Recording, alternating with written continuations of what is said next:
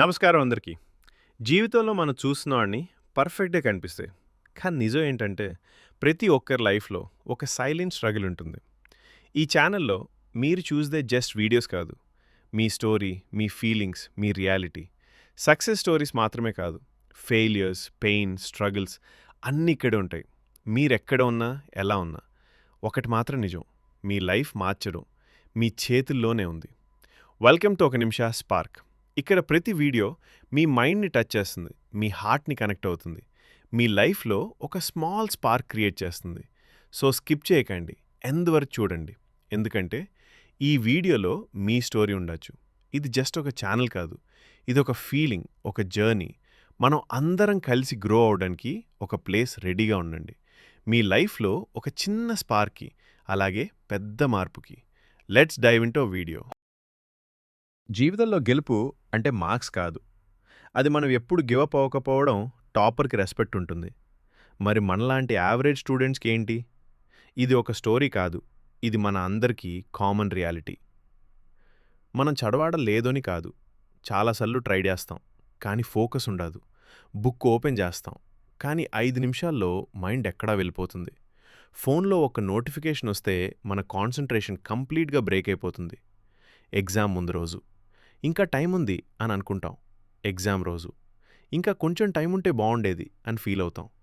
Results వచ్చాక మన marks కన్నా వేరే వాళ్ళ మార్క్స్ ఎక్కువ ఇంపార్టెంట్ అయిపోతాయి.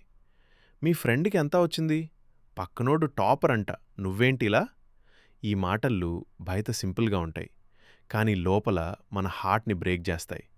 మన ఎఫర్ట్ ఎవ్వరు చూదారు. ఫైనల్గా మార్క్స్ మాత్రమే జడ్జ్మెంట్ అవుతుంది.